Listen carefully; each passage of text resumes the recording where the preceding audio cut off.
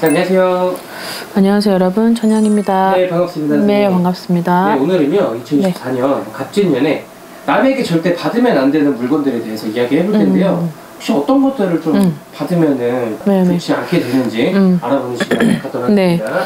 자, 2024년은 앞서 영상에도 누누이 말씀을 드렸다시피 용의 해인데, 이 용해라고 다 그런 건 아니지만 굉장히 양의 기운을 가득 품고 오는 갑진년의 해입니다. 그래서 이 해에는 되게 변화무쌍한 성격을 가지고 있고, 그 다음에 되게 뭐 아니면 도 같은 성격이에요. 그러니까 중간이 없는 거예요.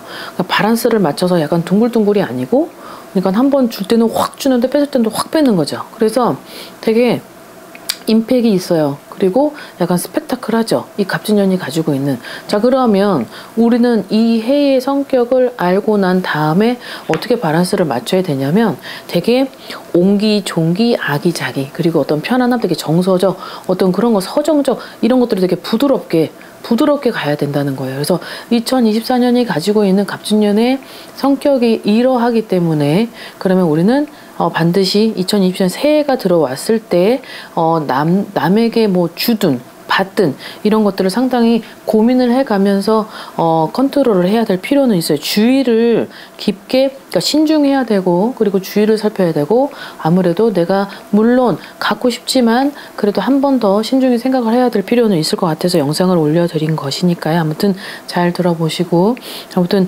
적절히 활용을 좀 하시길 바라겠습니다. 첫 번째는 옷이나 가구입니다. 자, 옷은 지금 뭐 리사이클숍이나 막 이런 렌탈샵들이 많이 있잖아요. 그래서 뭐 진짜 심지어는 뭐 당근마켓에서 뭐 그렇게 서로 뭐 아이들 거나 뭐 좋은 유대관계가 있는 사람들은 그걸 또 나누기도 하고 해요. 하지만 또 어떤 옷은 또 내가 생각했던 것처럼 그렇게 남이 입었던 기운이 그대로 이제 오는 거기 때문에 새해에는 내가 가지고 있는 운을 또 정리를 하는 기간이기도 하고, 그리고 새해에는 좋은 운만 들어와야 돼도 모자랄 판국이에요. 근데 이런 시기에 굉장히 잘 돌아가고 있었던 그 상황에서 자칫 옷이나 가구들을 잘못 받아가지고 이 사이클이 꺾여지거나 역방향을 건너거나 해버리게 되면 이게 막 뒤죽박죽 이게 돌아가게 되는 기운이죠. 그러면은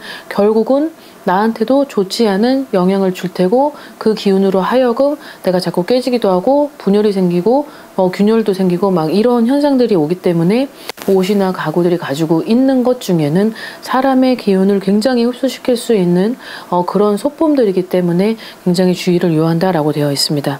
자, 이제 두 번째는 망해가는 집, 그리고 약간 너무 기운이 좀 좋지 않은 집, 되게 분란이 있고 되게 우환이 있었고 굉장히 막 시끄러운 소리가 나는 집의 물건을 가지고 오면 안 돼요. 그래서 물론 지금 새해에는 내 기운도 좀 적절히 정리를 하고 그 부분을 청정을 해서 정화를 시켜야 되는 새해인데, 그 시기에 남의 집에서 가지고 오는 물건들 중에 그 집이 되게 시끄럽고 좀 좋지 않은 일들로 자꾸 불화설이 생기고, 그리고 어떤 우환이나 어떤 병이 들어서 아픈 사람이 있고 막 이런 물건을 가지고 오면 그 기운이 우리 기운이 아무리 좋아도 그런 기운을 내 기운을 덮어버릴 수 있는 그런 위력이 있기 때문에 망해가는, 아니면 쓰러져가는, 그리고 좋지 않은 그런 집의 물건들은 가지고 오시지 않기를 바랍니다.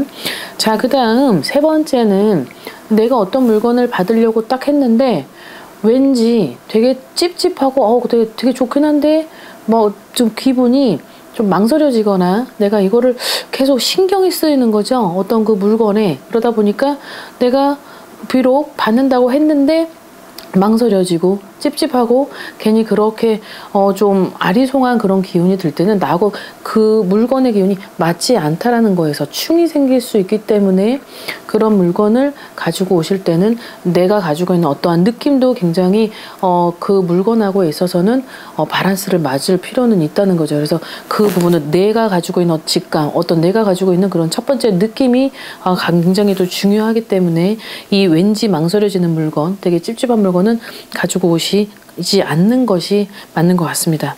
자, 그 다음에 자, 물과 관계되는 물건들인데요. 자, 이렇게 물은 금전하고 똑같아요. 그리고 물은 생명하고도 굉장히 직관적인 연결고리 중에 하나이기 때문에 이 물하고 관계되는 물건들 중에서는 뭐가 있을까요? 뭐 예를 들어서 정수기도 있을 테고 뭐 물과 관련된 뭐 액자도 있을 테지만 물이 들어가서 어떤 그런 것들을 상기시켜주는 그런 물건들은 새해에는 집에 가지고 오지 않는 것이 적당한 것 같아요. 왜냐하면 이 물하고 관계되는 물건들 중에 가장 의미심장하게 좋지 않은 물건을 물이 들어가 있는 어떤 액자 그림이라는 건데 그런 그림을 물론 수족관도 어항도 마찬가지입니다. 그래서 물하고 관계된 그런 어항 뭐 어떤 뭐 수족관 뭐 액자 이런 것들은 절대는 안 되죠. 왜냐하면 완전히 내 기운을 적셔버리고 가라앉게 해버려요. 그래서 내가 가지고 있는 기운이 좋다고 하여도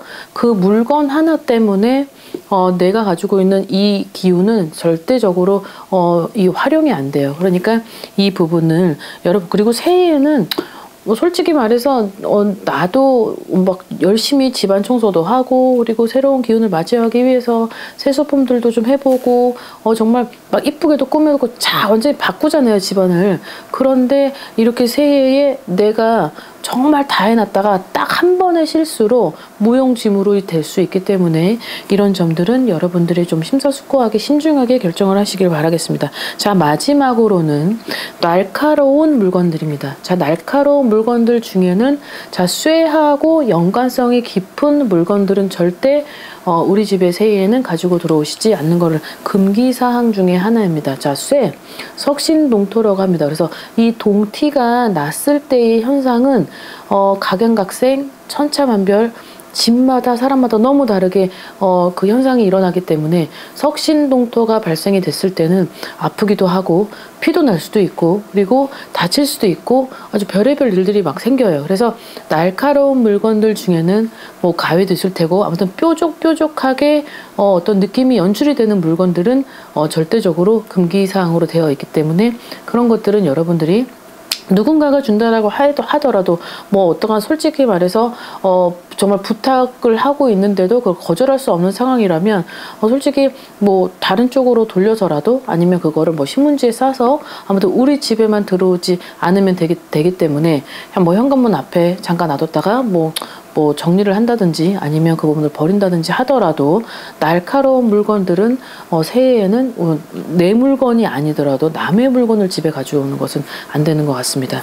자, 2024년이 가지고 있는 갑진년 성격이 굉장히 좀 강하고 그리고 본인 주장도 세고 그리고 중간이 없다 그랬잖아요. 뭐 아니면 도예요. 그래서 줄 때는 기브앤테이크가 성격이 정확히 원색에 가까이 있는 해이기 때문에 여러분들의 거기에 맞서서 응당 균형을 맞춰서 조화롭게 가셔야 될 필요성은 있는 것 같습니다.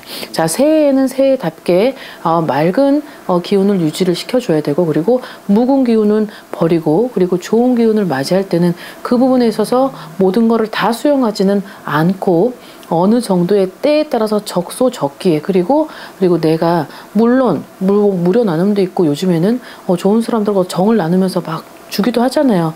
하지만 안 되는 물건들도 있기 때문에 그런 점들을 잘 보완을 하신다면 그리고 여러분들이 가지고 있는 그런 불상사를 막을 수는 얼마든지 있을 것 같습니다. 자, 오늘 영상 여기까지 준비했고요. 오늘 하루도 즐겁고 건강한 하루 되시길 바라겠습니다. 안녕히 계세요.